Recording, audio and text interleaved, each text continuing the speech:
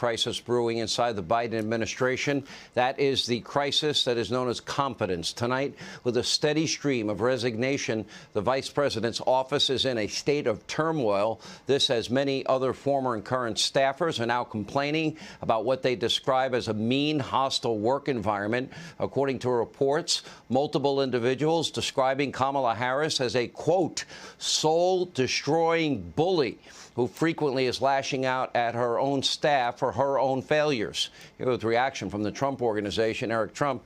So Joe is in the mid-30s, in terms of approval. Kamala is even lower than that, 28%.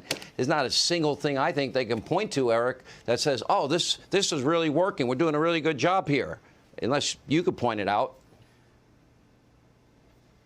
No, that's right. I mean, listen, Sean, try and be a White House calm staffer when you can't deliver a single victory, not a single policy victory.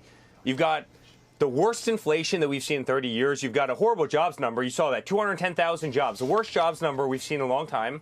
As you just pointed out, China and Taiwan, Russia trying to take Ukraine, mess on the southern border. I mean, where do you want me to stop? Rampant crime all across this country, right? People still, massively out of work in this country. I mean, it's a disaster. They don't have a single thing that they have accomplished. They don't have a single thing that they've done well. And you know what? A very easy, secret. People want to play for the winning team, right?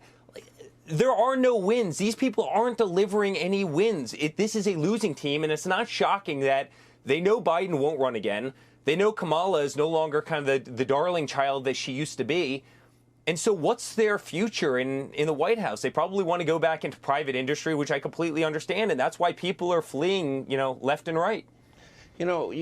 There's no doubt every hostile regime studies the United States. They have concluded the obvious, and that is that Joe Biden is in a serious, significant, precipitous cognitive decline. Now, we can also see Nancy Pelosi struggling herself when it comes to her ability to communicate. Then we got third in a little out of order, but the vice president that is clearly not up to the job.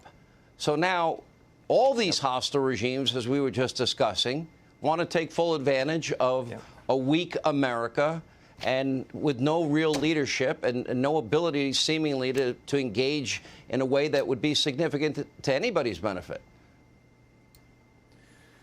Yeah, that's right. And they all disappear. I always say, why is it that this administration always disappears? You have Pete Buttigieg, right? Whenever there's a crisis at the ports, guess what? He's on paternity leave. And, Kamala Harris, who's supposed to be taking care of the southern border, guess what? She goes over to Vietnam when